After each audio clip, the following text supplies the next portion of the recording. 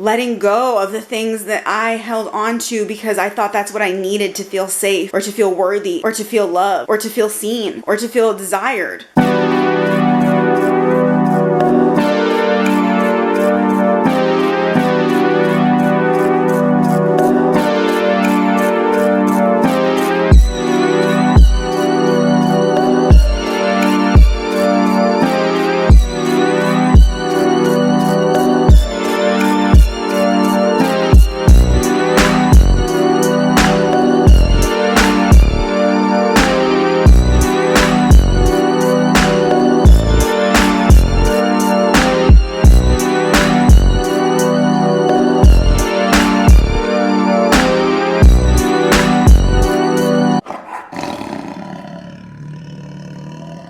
Good morning. No offense, but I just really didn't. I feel like, I don't know, doing my hair, so it is what it is. Good morning. I'm awake because my neighbors apparently are hammering their house down, or I don't know, there's loud noises happening. But I'm awake, it's fine. I actually woke up at like 3. I've been waking up at 3 a.m. now, just like intermittently for certain days in a row. And what I do is I put on a sound bath and then I kind of get into a trance-like state to kind of go back into sleep. But it's like very, I don't know, it's like I stay kind of in that zone that's in between sleep for a really long time. And it kind of allows like things to come in or for me to kind of have contact, I guess, with spirit. I don't know. It's very, I'm still getting used to it. I'm still trying to understand it. Come on in here then. Come here. Definitely this morning is when I've had my first big like crack open, my emotional, like an opening, a realization. Oh, look at my babies. Come on, get up here.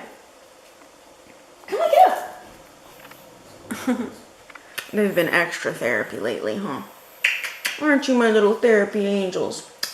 Aren't they so cute? Oh my God, we like match. We like look alike right now. Oh, my twin. Oh, twins. See you, Samara. I'm sure I seem kind of fine right now, but like, that's the thing. And like, that's why, that's one of the things that's been so crazy through this whole experience of like, and this has been years now, not just this one experience, but recognizing and confronting emotions that scare you so much, and like that feeling of where you're just so like overwhelmed that you feel physically sick. And I see now I've like avoided going into those emotions.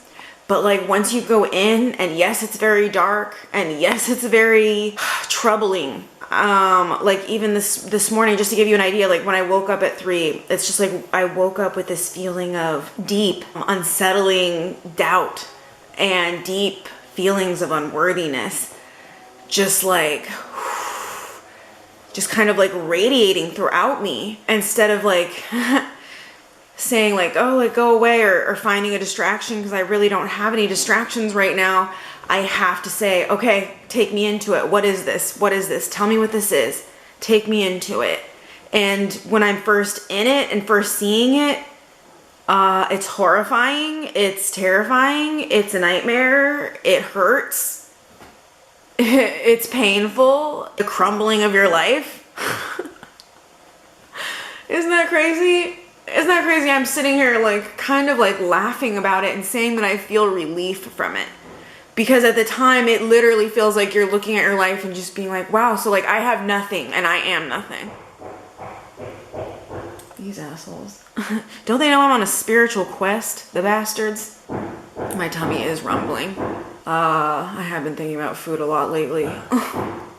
But it is one of those. Is my tongue better today? No, I need to brush it again. Yeah, I brushed my tongue last night and it was like...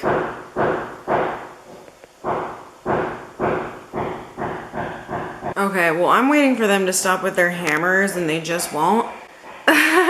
So I'm gonna get ready I'm gonna take my dogs for a walk. Like, we're gonna go to this nature preserve that I absolutely love. Just after all of the purging, after the morning I've had, I need to get into nature. I already know that, and I need to connect. I need to connect with my beautiful Mother Earth. So just to finish out what I was going to say, that it felt like so terrible when I was within it, but then immediately, like once you let it in and you recognize it and you look at it and like you shed light on what it is that's been laying dormant within you and causing you pain or turmoil, it's like, oh, like this is what it is.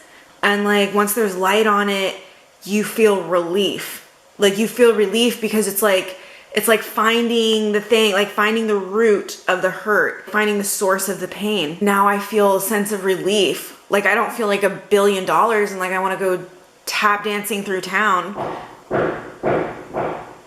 Okay. What it do?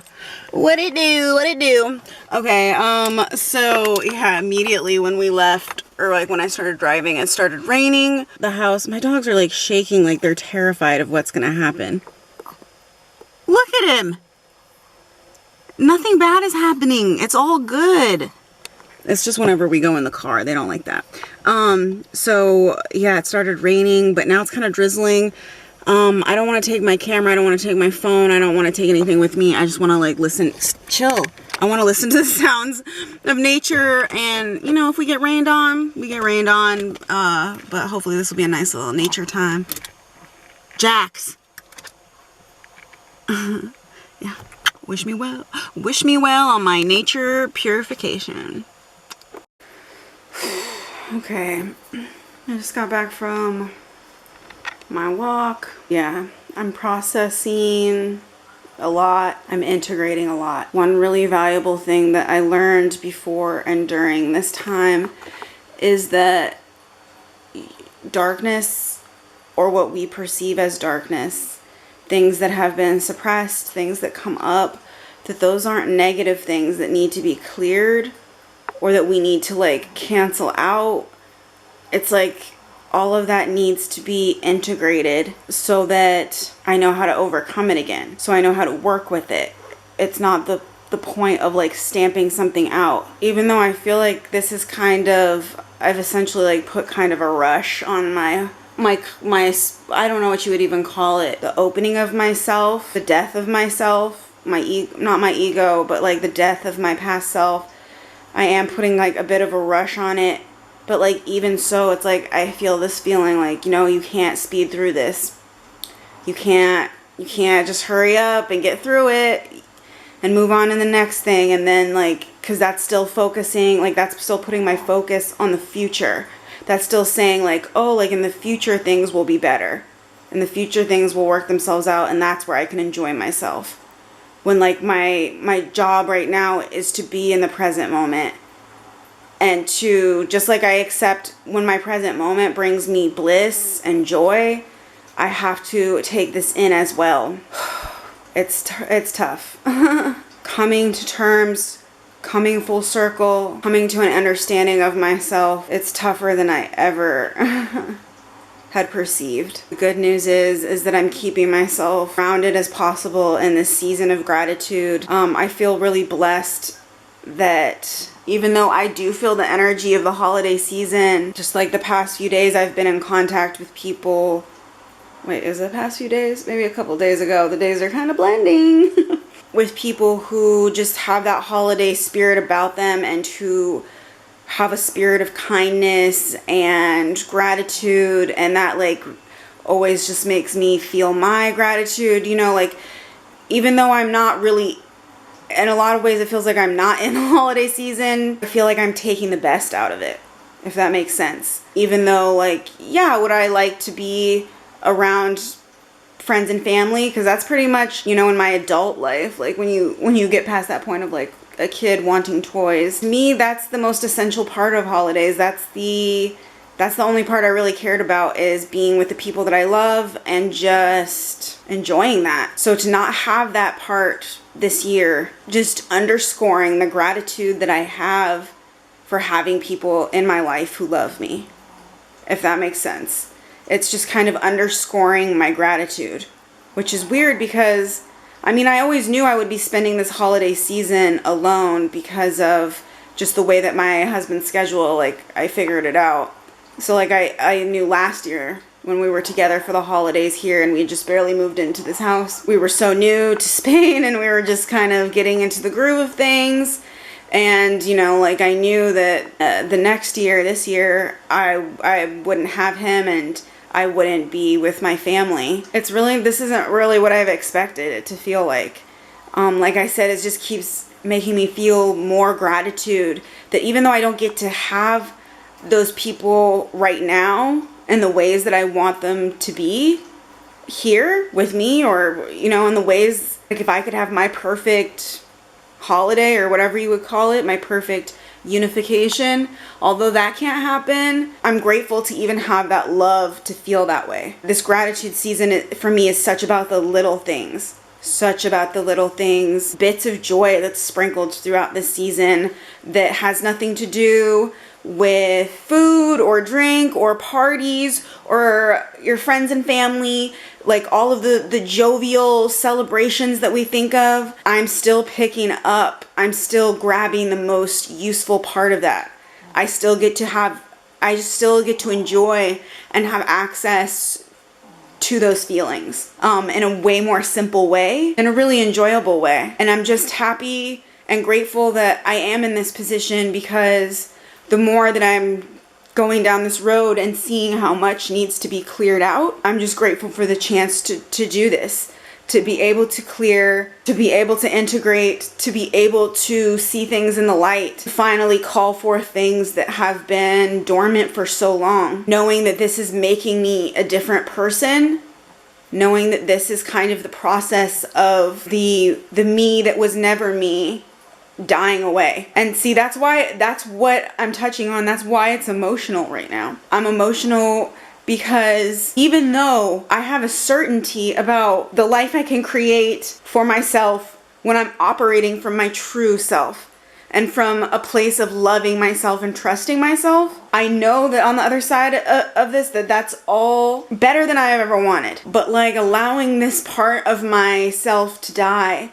letting go of the things that I held on to because I thought that's what I needed to feel safe, or to feel worthy, or to feel loved, or to feel seen, or to feel desired, or to feel anything. I mean, I just named a lot of fucking things, right? It's this death, it's this mourning process. I touched on it like a few videos ago when I talked about missing old energy and how your body on a cellular level gets used to being in a state of lack. It gets used to feeling unworthy. It gets used to feeling anxiety. My mentality, my body, mind, spirit was all used to feeling those feelings. Coming up out of it, even though it's a good thing. And like, the reason that I'm so confident that whatever's on the other side of this is so much better than I could imagine is because I've kind of tapped into and felt some of that energy. Felt like what it's like to be operating outside of lack and not having self-worth and not having self-love. I felt times of that. And I'm ready for that to be my consistent. But it's such a strange feeling to be like in the middle of this positive change, this uplift, this ascension, and be longing for something that never even really served you. Longing for the comfort of things that used to comfort you, but you see they're hollow now. They have nothing for you now. It's on me to create it. All the things I used to rely on and look to, all the things that I used to look outside of myself, validate in whichever way, to claim my worth, to reassure myself of my worth, to reassure myself of my rightness. It's all falling away. And I know it's gotta go. But it doesn't change the feeling that it feels like a part of you is dying. It doesn't change the feeling that you can't return back to that. As humans, I will reiterate this over and over again. Familiarity will always feel more like safety. Familiarity will always feel more like it's safe. And that's why we like it. That's why change is so hard, is because no matter how positive the change is, I don't feel anxiety and fear and nerve because I think these changes are going to be horrible at the end of the day. I feel them because I know that they're for my better good. I know that I'm leaving something else behind. But this is the way that I've done things for, I couldn't even tell you. It feels like my whole life, in truth. The way I've done things for my whole life, the way that I've built and constructed myself was all based on protection. It was all based on how can I make myself safe in a world that feels very unsafe. And so certain things were put into place. Certain characteristics, I said, oh yeah, this is my personality. This is me. This is who I am. But really, that was just the me that was protecting the true me, my real essence. Because when I would give glimpses of my essence, it never felt safe to share anymore. It felt like that was it. That was better put it back. That will control your entire your life. And I've seen that it has. That's why my entire world has basically been cracked open and rocked this entire year. Nothing that I knew to be true a year ago is true now. If me a year ago could have a conversation with me now in the past, oh God, she'd be shook. She'd be fucking terrified. She'd be so scared of what this year is going to do to her. But she made it. She's here. She made it. I'm here. I'm not giving up. I know that this is part of the storm I have to ride out. To get where I'm trying to go, I have to ride out these storms. And I just feel heavy, but I feel like things are happening exactly as they're supposed to. Things are coming to light exactly how they're supposed to. Everything's coming together. I feel grateful.